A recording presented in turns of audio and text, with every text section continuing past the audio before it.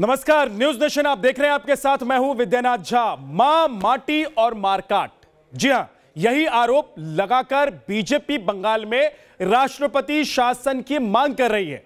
BJP का कहना है कि बंगाल में निष्पक्ष चुनाव एक चैलेंज है, इसीलिए राष्ट्रपति शासन लगाया जाए, चुनावी प्रक्रिया से बंगाल पुलिस को दूर रखा जाए। उधर चुनाव के बीच उठापटक भी तेज हो गई है। बीजेपी दावा कर रही है कि बड़ी संख्या में टीएमसी नेता उसके संपर्क में है, तो टीएमसी भी ऐसा ही दावा कर रही है।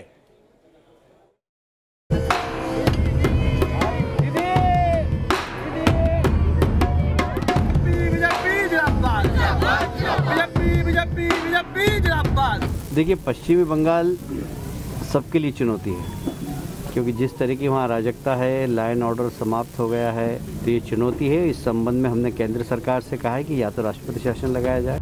कैलाश विजयवर्गीय का ये बयान बंगाल में सियासी तूफान की नई वजह है। बीजेपी कह रही है कि बंगाल में राष्ट्रपति शासन लगे। इस मांग के पीछे बीजेपी के 3 बड़े आरोप हैं। पहला, पश्चिम बंगाल में अराजकता है। दूसरा, ममता बनर्जी के इशारे पर पुलिस टीएमसी के गुंडों का साथ दे रही है। बंगाल में सियासी सुपारी किलिंग हो रही है। देखिए, पश्चिमी बंगाल सबके लिए चुनौती है, क्योंकि जिस तरह की वहाँ अराजकता है, लॉ एंड ऑर्डर समाप्त हो गया है और घुसपैठिए वहाँ पर आ रहे हैं, और अब तो पॉलिटिकल कार्यकर्ताओं की सुपारी किलिंग भी प्रारंभ हो गई। तो ये चुनौती है। इस संबंध में हमने केंद्र सरकार से कहा है कि या तो राष्ट्रपति शासन लगाया जाए या चुनाव आयोग सुनिश्चित करे कि लोग निर्भीक होकर मतदान कर सकें। कैलाश विजयवर्गीय के बयान के बाद राजनीतिक रणभूमि में हलचल तब और बढ़ गई, जब बंगाल से बीजेपी सांसद लॉकेट चटर्जी ने दावा किया कि बड़ी संख्या में तृणमूल कांग्रेस के विधायक और सांसद बीजेपी के संपर्क में हैं। दिलचस्प ये है कि टीएमसी भी ऐसा ही दावा कर रही है।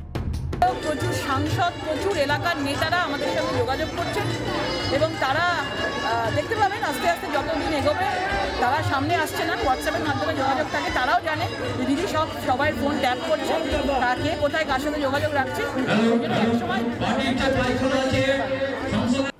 তিনি বলেছেন তিনি জীবন থাকতে বিজেপিতে যাবেন না। বিজেপি নেতারা ধামাচাপা দেওয়ার চেষ্টা করছেন যে তাদের নিজেদের গোষ্ঠীবাজিতে তিতিবিরক্ত হয়ে তাদের 3 থেকে 4 জন সাংসদ এবং অন্যান্য নেতা তারাই তৃণমূলে আসবেন বলে সমানে যোগাযোগ করে চলেছেন। बांकुरा में ममता बनर्जी 17 दिन पहले शाह का दौरा। ये ममता बनर्जी की बांकुरा पहुंचने की तस्वीरें हैं।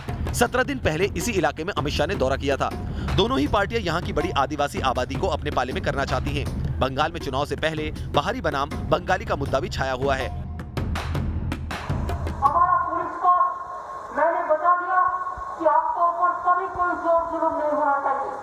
इसी के लिए अगर कोई बाहर से भी आए और गुंडा बदतमीजी करके भी चला जाए, आप लोग रजिस्टर करो, एक साथ में हम जो वादा करते हैं हम वादा करते हैं। अगर कोई स्टेट आपको कानून नहीं दिया तो हम भी कानून में जाएंगे। বাংলাদেশের লোক, হুজির লোক, জামাতের লোক এরা বহিরাগত নয়, কিন্তু নরেন্দ্র মোদী বহিরাগত, अमित शाह बहिरागत, जेपी नड्डा बहिरागत। बंगाल जीतने के लिए बीजेपी ने तो डेरा डाल दिया है। अकेले दम पर सरकार बनाने का भी दावा है। इस दावे के पीछे फुल प्रूफ रणनीति है। बंगाल में बीजेपी ने बूथ स्तर, पंचायत स्तर तक टीम बनाई है। बंगाल में भी एक बूथ 10 यूथ की परिपाटी तैयार की गई है। बीजेपी ने पश्चिम बंगाल को संगठन के लिहाज से 5 जोन में बांटा है। सभी जोन के लिए 5 प्रभारी भी नियुक्त कर दिए गए हैं। हर महीने खुद अमित शाह बंगाल का दौरा करेंगे। पार्टी अध्यक्ष जेपी नड्डा भी 3 महीने में 3 दिन बंगाल जाएंगे। केंद्र की पूरा निगरानी है। माननीय अमित भाई जब प्रेसिडेंट थे, बार बार जाके हमारे कार्यकर्ताओं को प्रोत्साहित किया, रास्ता दिखाया। 5-6 कार्यकर्ता वो वहाँ ऑब्जर्वर के नाते सालों से समय दे रहे हैं। उनकी जो योगदान है और कार्यकर्ताओं की जो भरोसा बढ़ा है, साहस बढ़ा है, उसके कारण लड़ाई शुरू किया। टीएमसी भी दूसरी रणनीति के साथ मैदान में है। बीजेपी के हिंदू वोटों की लामबंदी को तोड़ने के लिए पूरा जोर लगाया गया है। ममता बनर्जी ने पुरोहितों को मासिक भत्ता और मकान देने का ऐलान किया है। राज्य में हिंदी भाषी वोटरों को जोड़ने के लिए टीएमसी ने हिंदी सेल का गठन किया। ममता सरकार ने पहली बार दलित अकादमी का गठन किया। साफ है कि दोनों पार्टियां बैटल ऑफ बंगाल के लिए कोई कसर नहीं छोड़ रही। हर कीमत पर कोरबो, लड़बो और जितबो का फॉर्मूला है। News nation. तो इस बड़ी खबर पर बात करने के लिए हमारे साथ हमारे 2 खास मेहमान जुड़ गए हैं। नवीन कुमार, प्रवक्ता बीजेपी, और मनोजीत मंडल, टीएमसी के समर्थक हमारे साथ जुड़ गए हैं। इनके पास चलेंगे, इनसे बात करेंगे, लेकिन उससे पहले आपको बताते हैं कि बैटल ऑफ बंगाल में अब आप ये समझ लीजिए कि आखिर बीजेपी ने जो 200 सीटें जीतने का टारगेट रखा है उसकी वजह क्या है? माननीय अमित भाई ने बोल दिया 200 सीट, तो हम 200 तो पार करेंगे।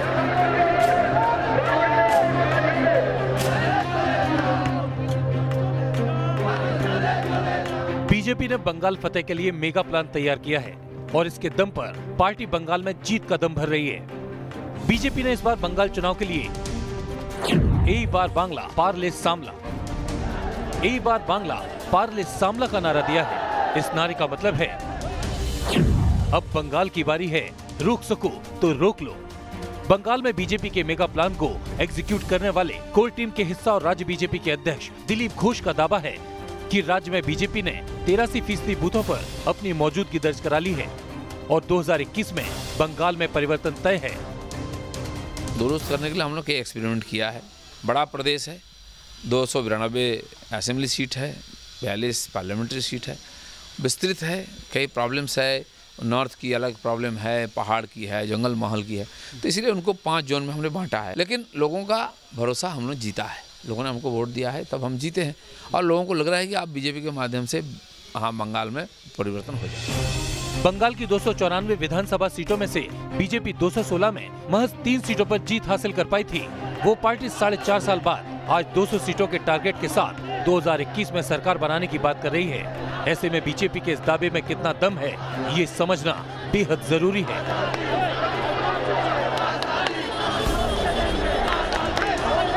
– 2016 के विधानसभा चुनाव में बीजेपी को 10.16% वोट मिले थे। बीजेपी को विधानसभा की 3 सीटें मिली थी, लेकिन 3 साल बाद 2019 के लोकसभा चुनाव में बीजेपी को 40.64% वोट मिले। 18 लोकसभा सीटों पर जीत हासिल हुई। लोकसभा में मिली जीत के आंकड़े बहुत कुछ कहते हैं और असली लड़ाई यहीं से शुरू होती है। दरअसल लोकसभा चुनाव के नतीजों के मुताबिक राज्य की 122 विधानसभा सीटों पर बीजेपी ने बढ़त दर्ज की थी, जबकि टीएमसी 163 विधानसभा सीटों पर अपनी बढ़त बना पाई थी। बंगाल की सियासत पर पैनी नजर रखने वाले मानते हैं कि पश्चिम बंगाल में बीजेपी का उभरना कभी बेहद मुश्किल माना जाता था, लेकिन संघ और पार्टी से जुड़े नेताओं ने कड़ी मेहनत की और इसका असर लोकसभा चुनाव में दिखा। और अगर ये ग्राफ ऐसे ही बढ़ता रहा तो 2021 में ममता बनर्जी के लिए सिंहासन बचाए रखना मुश्किल ही नहीं, नामुमकिन हो जाएगा। ये जो कम्युनिटेरियन आइडेंटिटी है, ये बहुत शार्पेंड है, बहुत तेज है और बीजेपी को इसको कैश कराने में बहुत दिक्कत नहीं होती, क्योंकि ममता बनर्जी ये छोड़ेंगे नहीं मुस्लिम वही। इसलिए बीजेपी वहां पे एक बड़े सक्सेस की उम्मीद कर रही है, क्योंकि हिंदुत्व कंसोलिडेशन उस मकाम पे आ गया है जहां पे अब दिक्कत है किसी भी सो कॉल्ड सेकुलर फोर्सेस को या कास्टिस्ट फोर्सेस को कि वो इसको तोड़ पाए।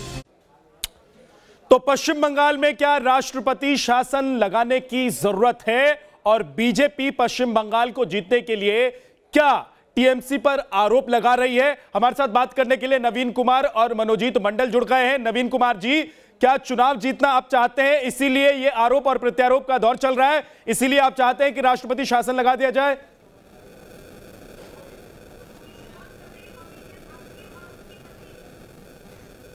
पश्चिम बंगाल के जो हालात हैं विद्या भाई, वो बड़े नाजुक हैं।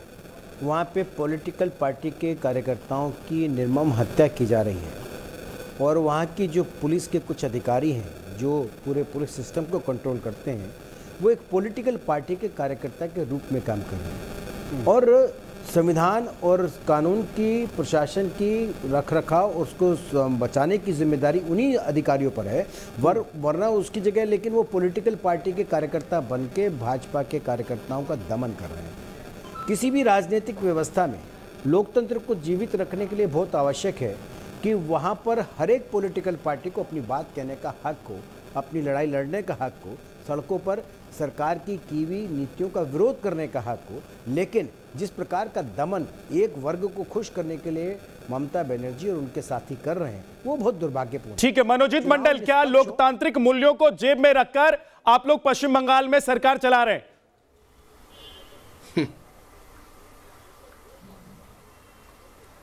कैसे भाई साहब, लगातार दिन रात उनके जो यहाँ का स्टेट चीफ है दिलीप घोष साहब लगातार कैसे धमकियाँ देते हैं, गाली देते हैं, और आप ये सब स्टूडियो में बैठ के कहते हैं कि यहाँ कोई बात नहीं कर सकते हैं।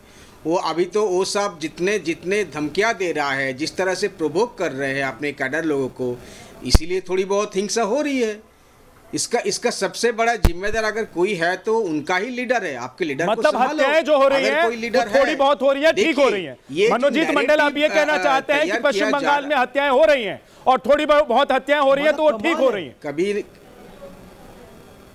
विद्यासागर जी ये नेशनल चैनल पर बैठ करके बोल रहे हैं, देखिए ये कि वहां पर हत्याएं हो रही हैं, थोड़ी बहुत मैं कह रहा हूँ हिंसा हो रही है। कमाल है। तो हिंसा में क्या मौत हो रही है? आप सीधे सीधे कहिए कि मौत हो रही है। नवीन कुमार हमने देखा कि पिछले दिनों कैसे पूरे साल की बात कर ले, 2-3 महीनों की बात कर ले। मनोजीत मंडल मेरी बात सुनिए, मैं आंकड़ों के साथ बात कर रहा हूँ।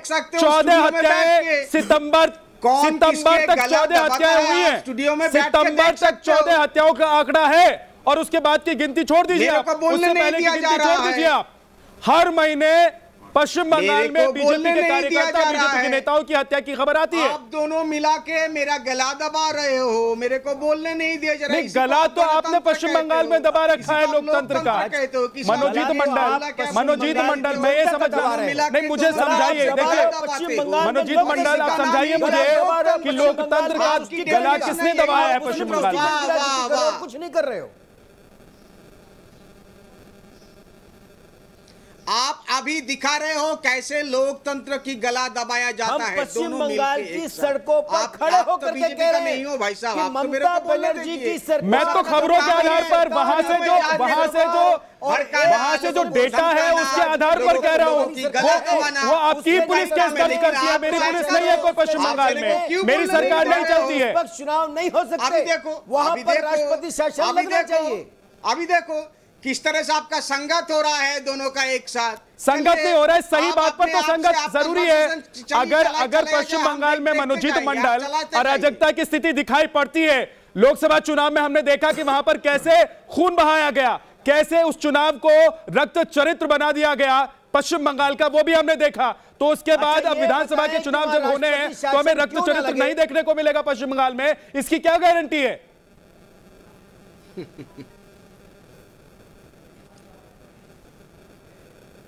क्या आप मेरे साथ बात कर रहे हो क्या? दोनों मैं मनोजीत मंडल आपसे सवाल पूछ रहा हूँ, आपसे सवाल पूछ रहा हूँ। नवीन जी के पास आऊंगा मैं। नवीन कुमार एक काम कर रहे हैं, आप यहाँ दांत दिखा रहे हैं। आपको कोई शर्म नहीं आती है? वो सबको तो पहले चुप कराइए। पश्चिम बंगाल तड़प रहा है। आपके मित्रों को चुप कर रहे हैं, कैसे बोल रहे हो? पश्चिम बंगाल में आप केवल एक मुस्लिम तुष्टीकरण की राजनीति के अलावा और उसके बाद आप यहाँ स्टूडियो में बैठ के सुन लीजिए नवीन कुमार एक बार। मैं स्टूडियो में तो हम झगड़ा नहीं करेंगे ना, आप तो बात करने के लिए आए हैं। हम तो बात करने के लिए आए हैं ना स्टूडियो में। आप अगर इस तरह से लोगों से भड़काओ, स्टूडियो में बैठ के लोगों को भड़काओ तो होगी ना, क्योंकि आप तो गुंडे पाल के रखे हो।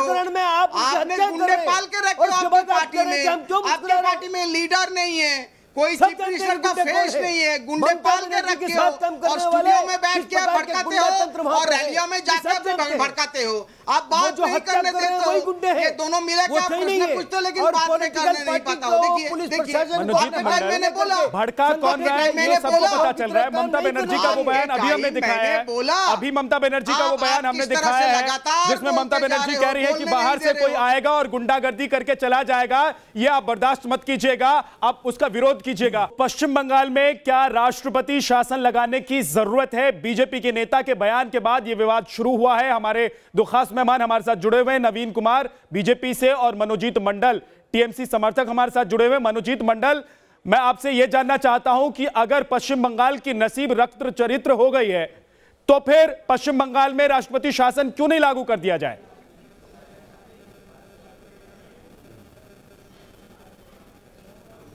पहली बात है, आपने कहा है पार्लियामेंट्री इलेक्शन के टाइम बहुत सारा ब्लड शेड हुआ।